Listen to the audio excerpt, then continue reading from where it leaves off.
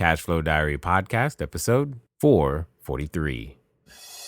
Welcome to yet another exciting episode of the Cash Flow Diary Podcast, the podcast that teaches you insider tips, tactics, and strategies for creating leverage streams of cash flow into your life. Learn from top-performing entrepreneurs, business owners, investors, and thought leaders from across the globe as they share their secrets to success. Like what you learn on this and other Cash Flow Diary Podcast episodes? Go to learninvestingnow.com and sign up to receive powerful tips and information that will help you succeed as an entrepreneur and investor. Now, here's your host, investor, entrepreneur, business owner, educator, speaker, author, and master facilitator of Robert Kiyosaki's cash flow game, Jay Massey. All right, ladies and gentlemen, welcome to another episode of the Cash Flow Diary Podcast. I'm your host, Jay Massey, and I'm glad that you are here today because here's the thing. You may have been listening for hundreds of episodes now, right? I mean, we're in the 400s at this point. And what's interesting is that some of you may have been listening from the beginning. You've listened this entire time. Thank you. You've shared with friends. Thank you. But you still haven't started. Like, why? And I don't know that answer. So what we are going to do today is we're going to give you yet another perspective on how skills that you have today can be transformed into a completely different industry, be it real estate or be it something else that you want to use to build cash flow. Because what I've said before, and I say again, where you start isn't necessarily where you stay. And what's important is that once you get started, that you stay started. And I think today's guest has done exactly that. I have with me none other than Whitney Nicely. Now, already I'm happy because you can't have a name like Nicely and be mean. So this is going to be fun for all of us. So make sure that you are listening. But understand this, that she has went from zero, so dead start, to 19 houses, 19 apartment units, and as she describes it, 7 chunks of land. Now, I don't know how big a chunk of land is, but we're going to figure that one out in a matter of 36 months. Now, I find that interesting, but what I really think is strange, for at least for me, when I think about it, is that she's got a dog that weighs 130 pounds. That's going to be interesting to understand too, but she also is a wife, 2 kids, and did all of this. Guys, you got to understand, when it comes down to getting started, staying started, and growing, that's exactly what Whitney's about. In fact, she even calls herself the anti-realtor realtor, so we're going to learn something today. Let's talk to Whitney Nicely. Whitney, are you there? Yes, sir. Thanks for having me. This is going to be fun. Yeah, I can't imagine anything else happening. Like I said, I mean, you can't have your name and not be fun. So we're going to dive right into it. Now, before we get started, and this being your first time here, I tend to ask everybody the first time that they're here the same first question. You ready? Yes, sir. All right. I tend to look at today's entrepreneurs a lot like yesterday's superheroes, you know, like Black Widow, Wonder Woman, the Hulk, etc. Because I think superheroes and entrepreneurs have a ton of things in common. Chief among them is that occasionally as an entrepreneur, I can envision myself, you know, flying around town, possibly wearing a cape and tights, saving my customers with our products and services. But just like a superhero, an entrepreneur has a beginning. So think about Spider-Man, for example. There was a time where he was just a kid going to school, trying to earn his good grades, and you know what? He said, I'm going to take some photos to get a little pizza money and maybe take a girl out every now and again. And then one day, he gets bit by a spider. He discovers he's got this new ability and he has to choose to use it for good or evil. So, with that being said, my question to you is as follows. Before your houses, before the apartments, before, you know, teaching and helping all the people, before all of your programs, before the things that you've done now and what people know you for today, what we want to know is, who is Whitney Nicely? Whitney Nicely is a local small town girl who had a big dream to bust into the good old boys club and shake things up. And that's exactly what I've done. That's what I Did you wake say up. good old boys club? You know it's there. Oh, this is going to be good. Keep going. I'm sorry. Go ahead. Yes, that's exactly what I wanted. I grew up as a entrepreneur's kid. I'm fourth generation entrepreneur, and everybody that I could see around me was men, except my mom. My mom stood out like a sore Southern thumb in this sea of men, especially in real estate investing. And I thought, she's not doing as much as she could, and I bet I'm loud enough to get out there and really do something. And that's kind of my goal every single day. To be loud enough? Yep, I'm really mouthy. I love real estate, and I like to think outside the box and push the envelope, push the bounds of what people think women should be doing and what people think real estate investors should be doing. Got it. So let's start this. Did you just? I mean, maybe in this you might be the exception. Most people that I meet don't wake up one day and go, you know what? I'm going to be a real estate investor today. And so I'm curious, what was your evolution? Or did you just wake up and go, well, real estate is for me? No, I didn't wake up with it. I got smacked upside the head with it. My mom has always been a real estate investor, and she's always been a boring, old, slow investor where she'd save a bunch of money and then go buy something, and then eventually she'd get her money back. She had no plans, no strategies, no nothing. I see. And I was watching her make the deposits one day. She got all the rent in, and she was making the deposits. And I was like, wait a second, Mom, why don't I get any money in the mailbox every month? And she was like, well, duh, Whitney, you have to buy something first. Right. No sit down conversation about Robert Kiyosaki and the cash flow and, building up generation. None of that. She was just like, go figure it out. What? Oh, okay. Thank you. Okay. Yes. Thank you. Wow. I will go do that. That's a great idea. I'll be right back. Yeah. And that's pretty much what I did. Okay. Got it. Interesting. So go figure it out. You would think I would have thought you might have said, okay, step one here, step two, Nope. do this. But She had to figure it out, and she figured I was smart enough and I could figure it out too. And Well- now I own more houses than she does. well, I was going to say she was actually right. It sounds like that's good. So But that's- go ahead. That's my mom's parenting style. That's how she always was. You want to sell Girl Scout cookies? Go knock on the neighbor's doors. You want You to sell got it. coupon books? Load up. I'll take you around to, all the grandparents and, whatever. And you can get out and go knock on the door and fill it all out and submit it and fulfill Got your it. orders. Got it. Well, that actually speaks to something because there's a number of people who are listening who are, I'll say, waiting for opportunity to knock on their door. How necessary has it been for you to have something other than that waiting around in order to make any of the things that you've done happen? Another thing that my mom taught me to do is not procrastinate. You get an idea, you think you're going to go do something, get started on it, get it figured out. Just like you said in the introduction, get started and keep going. Stay started. And that was pretty much my mom's motto too. And that's what she taught me to do. And so I don't have that curse of sitting around and thinking things through. I'm more of a figure it out as we're going kind of girl.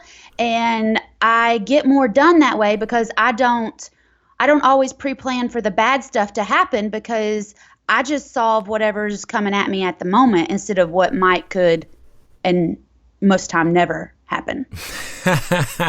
I like that last part. Most time, never happen. Most of the time. Most time never happen. Okay, so take me through this journey because I'm gathering from what you're saying. There were Girl Scout cookies somewhere in there that you wanted to do. So how do we go from Girl Scout cookies to your first real estate transaction? I'm assuming there are other things that happened in along that journey. There was lots of other things because, when I was a kid, Christmas would be coming up. My dad would go out and buy an old junker car, bring it home, change the oil, wash it, take pictures of it. And then at that time, he'd put it in the newspaper and he'd sell it and he'd make a couple extra $1,000. And that's how we get Christmas presents. Like I was raised by people who, if they needed more money or wanted more money or wanted to take a trip or wanted to, buy a 4-wheeler or a golf cart or something, they would figure out a way to make a big lump.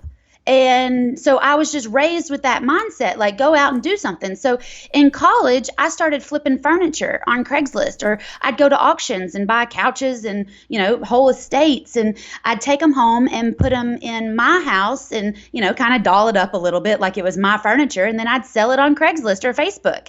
And then, so I was making a couple hundred extra bucks a week, or, sometimes I'd make $1,000 or, nothing huge. But I was at the trucking company, and I was working 4 different jobs at the trucking company. I was flipping furniture on the side. I was driving from Knoxville to Atlanta to see my boyfriend and go on travel ball games with his kids. And then I decided it'd be fun to also add in flipping dump trucks. So I would travel across the Southeast and pick up dump trucks, and I'd have to take 2 or 3 men with me to drive them home because I wasn't licensed. That didn't stop me. I could still go buy them.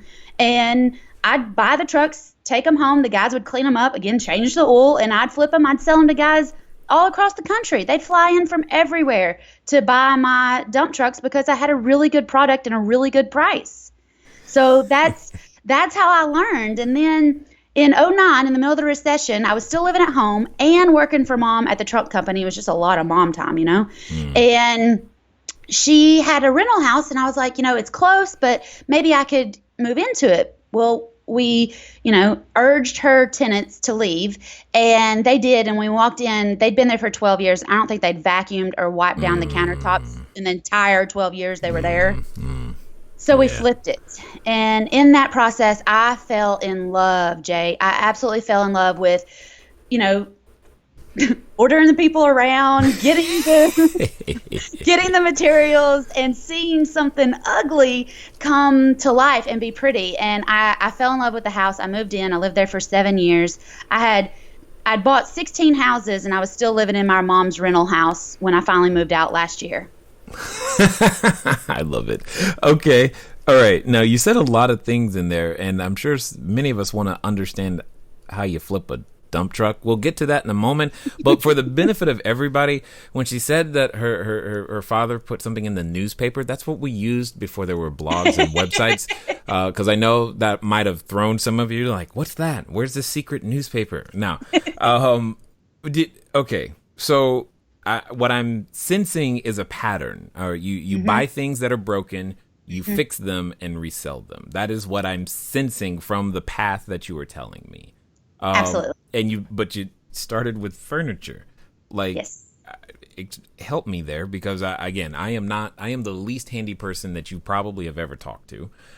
So when it comes to flipping furniture, I'm trying to, I don't quite have a picture of how that works. So we have estate sales. Sometimes they're called garage sales on the lower end.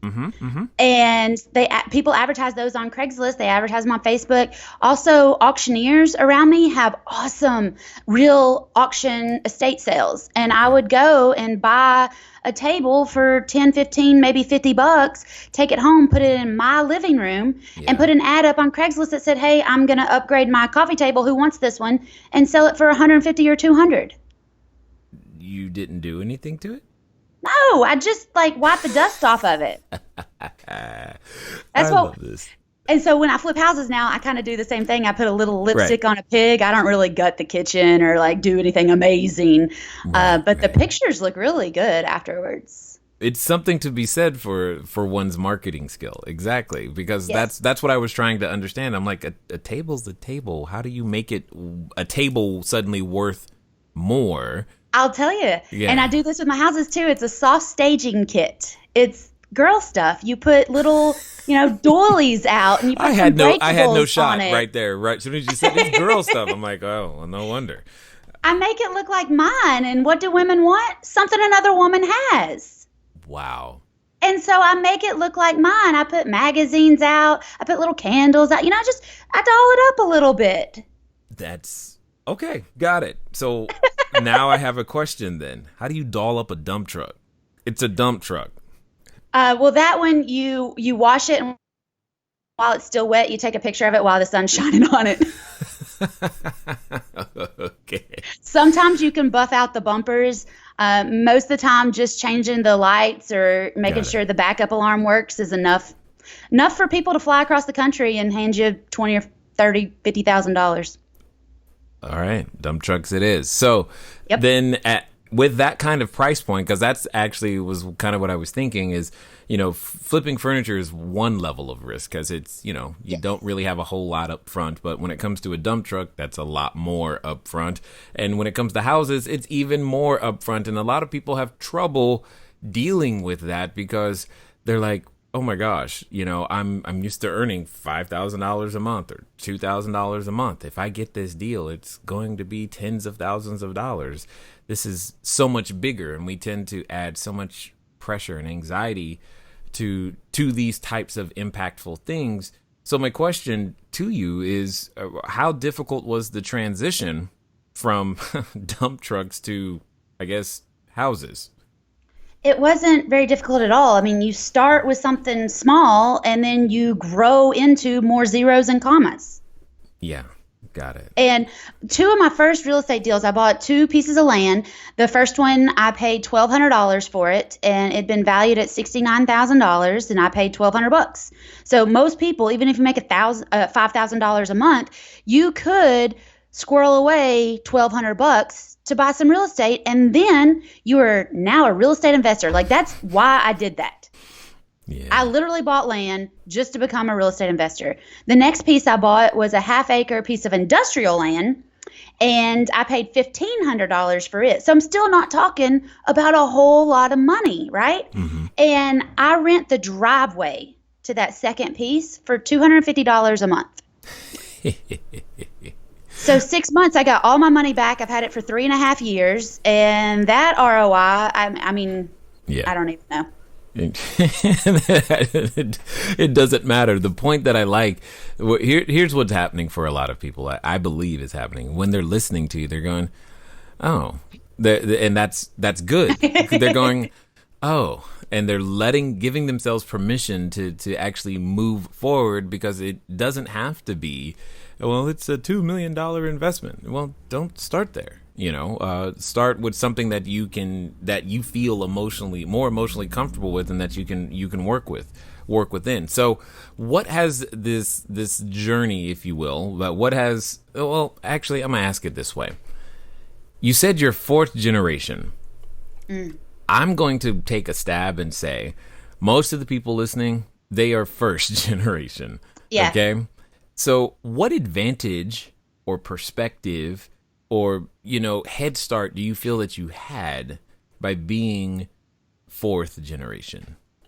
Every dinner conversation, every Thanksgiving, every Christmas was 30 minutes of fun and fluff and house school, and then an hour and a half on what's the price of diesel and how much can we get a Kenworth for and what's our P&L looking like. And so business conversations are so natural for me that I struggle talking about, what the Kardashians are doing. I have no idea. What does that matter to me? I have a hard time keeping, regular girlfriends because I don't have anything to talk about but real estate, right, or business. And so that's the advantage I got. But I'll tell you, the disadvantage of being the fourth generation is the people saying, I wonder if she's going to be the one that drops this whole empire. I wonder if she's going to be the one that screws it all up for the 4 generations ahead of her, or 3 generations ahead of her and the future underneath her. And I got to tell you, it was hard to leave trucking because the loyalty I felt, because our bucks have always come from trucks.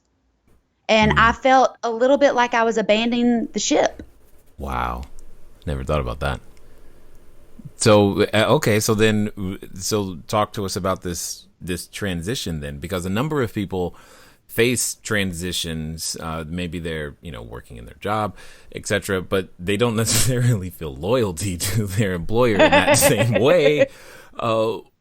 Did that make it difficult for you to actually say, look, I'm this is what I am doing now. And I'm not doing this truck stuff anymore? Well, I think people may not feel loyal to their boss, but they do feel loyal to getting that regular check and having that contribution to their insurance. And they feel very loyal to their 401k benefits, whatever those are. Right. So there is some loyalty there, and it may not be to their boss or to their company, but it's to their peace of mind.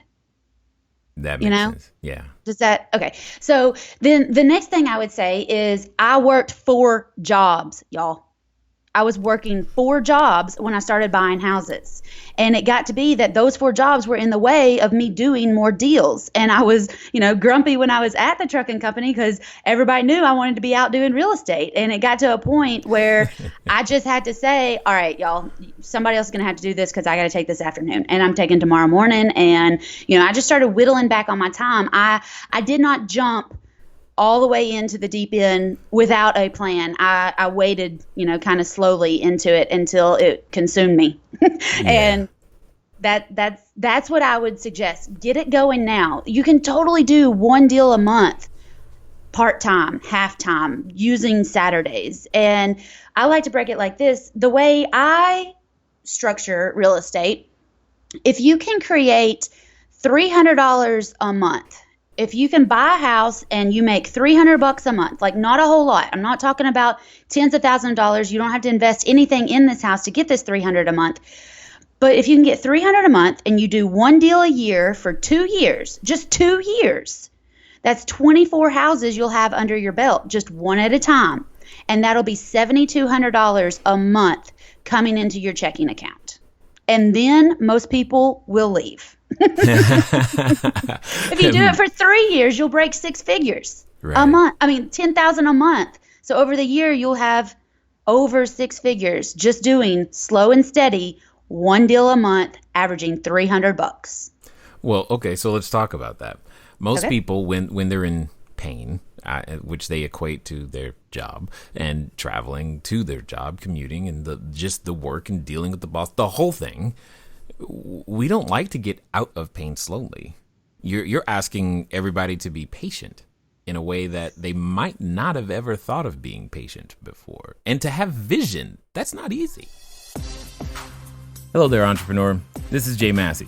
I know that if you've ever gone over to the site, cashflowdiary.com, you may have asked yourself, where on earth do you get a domain name from? Especially as you are beginning to build your bigger, better, badder business, you need a web presence. You need the email address. You need a way for people to contact you electronically so that you can stop doing the @gmail.com game. Well, the good folks over at GoDaddy have definitely supplied us with every domain that we have ever used. So what I want you to do is I want you to go over to trygodaddy.com/cashflowdiary. Again, that's trygodaddy.com/cashflowdiary, because it's a quick way for you to get set up to capture your domain name the exact way that you want it. They got easy search functions, and most importantly for you is that you'll be up and running today. As I said, once you get started, stay started. Don't let small little obstacles of how to get your own domain name going stop you. So again, go to trygodaddy.com/cashflowdiary, and let's get back to the rest of the story. No way. Come on. These people are already in a 9 to 5. Yep. They're planning on retiring in 40 years when they turn 65. I'm asking for 2 to 3 years. I don't think that's a lot of patience. And the way I do lease options, okay? And if somebody moves into one of my houses, I don't just get $300. Right. People give me $10, $15, $20, $40,000 to move into my houses. Right. The $300 is just the slow and steady that comes in. You can get some $10,000 months just getting started and increasing that $300. Yeah, totally understood. So talk to me, if you will, when it comes to real estate. I mean, many people know my history with real estate, between the apartment buildings, the cell phone towers, all the stuff, and at some point I think they just stopped believing me. So I agree. I'm going to ask you, can anyone who wants to do this business? Yes, and you can do this anywhere you want to, because people are the same. Sellers are the same. We take our coffee different, our accents are different, but we put on our pants or our dresses the same way every day. And we all have the same problems. Everybody has parents that are aging.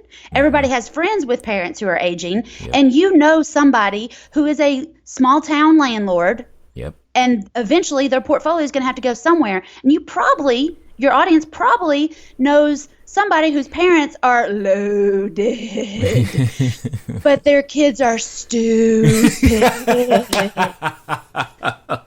Whitney, I'm liking you already. Keep going.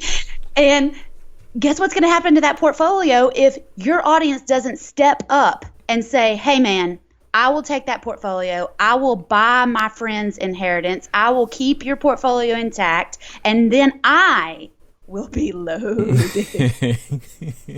Totally. Okay, so here's the thing, though.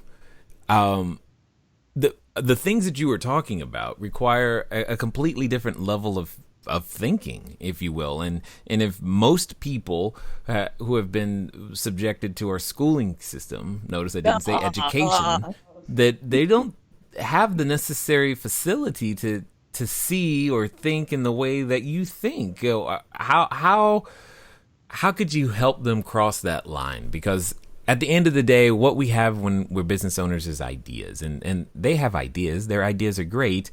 But how do they cross that line and go, yeah, I'm willing to express these ideas, and I have an expectation that you're going to fall in line and like these ideas and help me make them happen? A lot of times as adults, it comes down to pride. And saying, I'm adult, I have kids, I have responsibilities, I need to be smart, I need to know what I'm doing. And so stepping out and starting a, semi-risky endeavor that you've never done before seems scary. But when you realize that you're actually coming to the table with an opportunity that nobody else is going to have, and you're coming to actually help people, when you focus on your sellers and when you focus on your buyers, that takes the pressure off of you. And if you look silly, if you make a little mistake, it's going to be fine. We've got ways around that. And you've just got to understand that your job here for the time that you have left on earth is to help as many people as possible. And when that becomes your goal, every entrepreneur knows that you need to find a problem and solve it. And when you can just roll real estate and helping people solve their real estate problems into your everyday life, again, I'm just asking one deal a month. I'm not trying to get you to do 10 or 15 deals and 1,000 phone calls. Just one. Just talk to 10 people a week. Just tell your Sunday school what you're trying to do.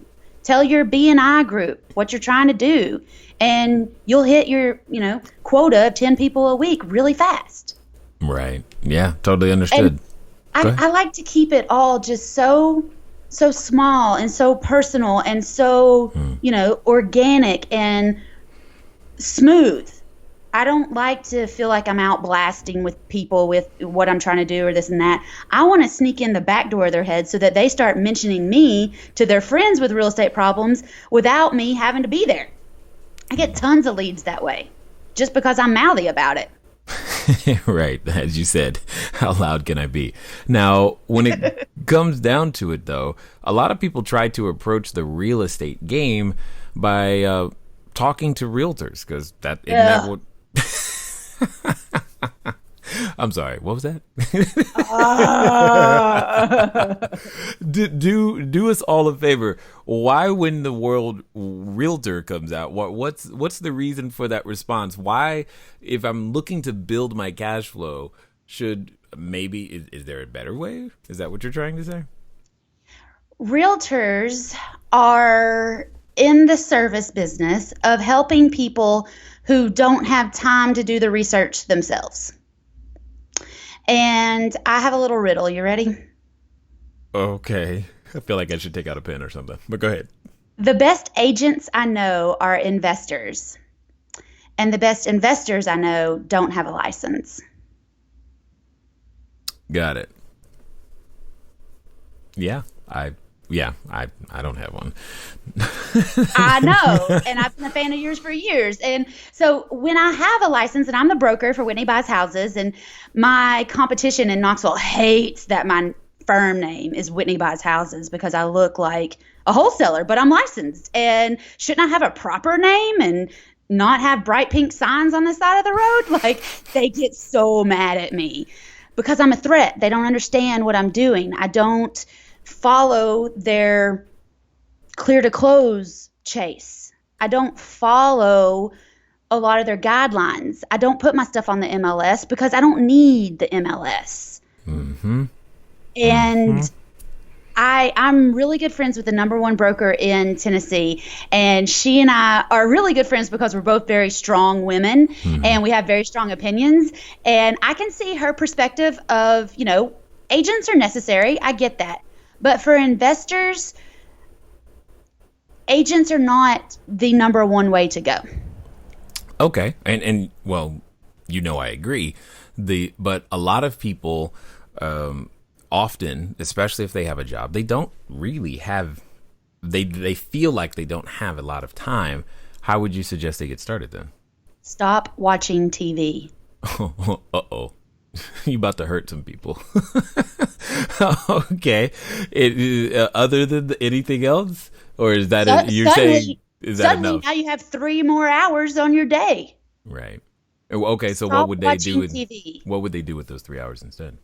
Research, call for sale by owners, call people who are trying to rent their property and not getting a property manager. I mean, spend some time on the phone, go driving for dollars. You'll be surprised if you'll get off your phone while you're driving. You'll be surprised at how many empty houses you're driving by every single day. And if you ask your husband or wife to also notice the empty houses they're driving by every single day, you'll realize how many opportunities are out there for you to get out there and make some money. Yep. It's amazing how that is very, very, very true. Right now, we've been doing a significant amount of training and executing in the short-term rental space, and what it comes down to is now my wife, myself, my kid, everybody, we can't help but see for rent signs everywhere we go. Even if we try not to, they're just there. But as you said, we got to look up from our phones. But let me ask this. One of the big tenets of real estate is to be able to execute the whole thing with a team. Who would you say are the necessary people for that team? Who's on your team? How on earth did you go from 0 to 19 in the houses, the apartments, and all this other stuff? Like, what's your team look like? I have an accountant who runs my numbers for me. That way I can get out there and shake hands and kiss babies. Right. And I have an attorney who can get me a contract turned around in about 24 hours. Yep. Which keeps my sellers happy, keeps my tenant buyers moving in quickly. And those 2 people alone help me run my ship. Got it. Because I like to be a control freak. I like being a control freak.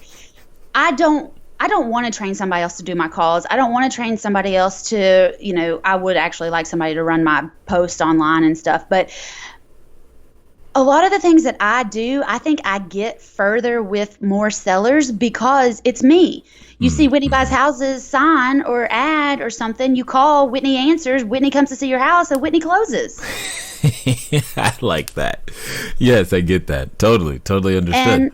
And I'm not a Marine, but I'm, lean and mean like one. Got it. Well, I think the point that I was really going after, and you made it perfectly, is that I'm thinking of all those things that often someone will put in front of simply just writing an offer. They're like, I don't have a team. I need a realtor. No, you don't. But Whitney, I need the money. Where's that going to happen? You don't need the money. Even a regular real estate contract will give you 5 or 15 or 30 days to put your earnest money down. What money do you need? You need a contract. And when you get a contract, you put that contract out there for sale, and then you find out how much money you're going to make. Yeah. You know what's amazing to me is that no matter how many real estate professionals I talk to, we all end up saying the same thing. The same thing, I know. It used to drive me crazy too, because when I started, people were like, "Oh, just get the deal, the money will happen," and I'm like, "That's not right." And it is right. And it is annoying. But, my students, my friends tell me that exact same thing all the time. After you get that first one done, the rest of them, it's not smooth sailing, but getting that first one done and getting over that hump is so much better than sitting there and, wringing your hands and thinking about, well, I need this and I need that and I need to set up this LLC and I need this website. No, you need a contract. I didn't even bring up the LLC thing, but yeah, you just totally went there. But that's what people think they need. Nobody cares what your LLC is called. Nobody cares if you even have one. One of the best investors I know in Knoxville is like pushing 80, and he doesn't have an LLC, and he's got more land, apartments, houses than anybody I know, and they're in his name, which I think is crazy, but it proves the point that you don't need an LLC. Right. No, no argument there. No argument there. I just want to make sure that, they hear it. You know how sometimes like when your dad says or your mom says the same thing to you and you don't hear it, but a total stranger comes in and says something, you're like, that's new teaching. And mom's like, I've been telling you that for 3 years. I just want to make sure that we hit all those so that people get into action. So, which kind of leads me to this question. Well, if all of these things are true, if, the LLCs and these roadblocks, the money, the credit, this stuff isn't really a roadblock, in your opinion, why aren't more people doing this? Why aren't more people started? That's the pride again. They don't want to hear somebody tell them no. They don't want to get their feelings hurt. They've worked hard, maybe they went to college, maybe they've just been hustling for a couple of years and they've gotten to a certain point and maybe they've plateaued, but they got comfortable there and their pride is stopping them from stepping out again. One of the things that I have on my side is that I'm young and that I am very playful and I'm very much like a kid. Kids have no fear because they don't have that much pride yet. They don't know that they shouldn't try this because it might not work. But adults have seen their friends try stuff and it didn't work, and they've heard what people said about them when they, went out and tried to do something crazy, and they don't want people to talk about them like that, which just comes down to pride. And I'm not saying I don't have pride, but there's not a whole lot of shame in my game. Like, I'm going to get out there and see what I can make happen, and then people come around later and they're like, hey, can you kind of tell me how to do that? Right. Yeah, I totally understood. Totally understood. So for those that have listened this far, I'm sure if they're enjoying your conversation like I am right now, I'm sure they want to find out more about what you're doing, where you are online, and maybe even, who knows, there could be someone next door to you who's going to walk over and say, hey, could you please buy my house? But what's going to be the best way for them to track you down? My website is probably the best way to find me. It's whitneynicely.com. And from there, there's lots of little buttons to find me all over the place. Okay, got it. Totally understood. Totally understood. Now, I have a question for you because I'm curious to hear what your answer is going to be. Let's pretend for a moment that someone listening is, you know what? They said, all right, Jay did it. Whitney's didn't. I've listened to all these podcast episodes. I'm going to do it too. And they finally got themselves to that point. They're standing at what I like to call the precipice of decision in a lot of ways. And maybe they're standing right in front of the superhero outfit store ready to pick out their cape and tights. They're going to jump into this pool this time. So let's pretend for a moment that when you make these types of decisions, that we all have this thing that happens in the back of our head. It usually comes in the form of a voice. Often telling us what we can't do, why it won't work, who are we, and girl, don't you know you crazy? That's a man's game. You can't do that. You know the voice I'm talking about. And for some people, they're related to that voice. So my question to you is as follows. What would you suggest to that person who's standing there thinking and feeling like their future is ahead of them, but has that voice ringing in the back of their head? What would you suggest that they do? So this happened to me. I was at my first real estate boot camp and I was really excited. I was high on life. I was going to be a millionaire in like 10 days, and or I 7, depending on how fast you move now. well, depending on which guru you're listening to, right? Right. So I called my boyfriend when I got home and I was telling all these things that I learned. And oh my gosh, I was so excited. I could not wait to get home and start, getting out there and taking action. And he said to me, I'm not kidding, Whitney, you have church camp mentality. When you get home, this won't work. Nobody will want to do this with you, and you've wasted your time and money. You need to just come back home and keep trucking. No. Luckily, I told him to hold my beer and watch this. Of course it was a beer. I like it. I like it. And I did. I used that as the fire to ignite my engine. And that's when I did 14 deals in 9 months. And the reason I stopped in 9 months is because I thought after he saw me do these 14 deals, I'll tell you, I was 6 deals in before he was like, I think you've just been lucky. And I was 14 deals. I was actually on my way to the open house when I was still doing open houses for my 12th deal. And we were at Krispy Kreme parking lot. And he was like, I don't know why you're still trying this. Like, it's just not going to work any longer. You've just had beginner's luck for the first year. And you need to just keep your steady job. Because this is when I was thinking about leaving trucking. And I remember looking at him in the Krispy Kreme and I told him, I said, I'm taking you back to your car. You can go back to Georgia. And I don't care if I ever see you again. Because I just had this negative Nancy in my passenger seat to life. And I told him later, like a week or two later when I was speaking to him again, that he either had to get into real estate or really see me later. Because I was going straight to the top and he was not going to hold me down. And he agreed. He went to another house buying boot camp with me in like 2 weeks. And then he went to apartment boot camp with me. And then we went under contract in like 7 days and bought our first complex together. So the houses are mine, the apartments are ours, and we are married now. But I still like to give him just a little taste of that every morning for breakfast. Like, you almost stopped me. And he'll hang his head and say, yes, I know, I'm sorry.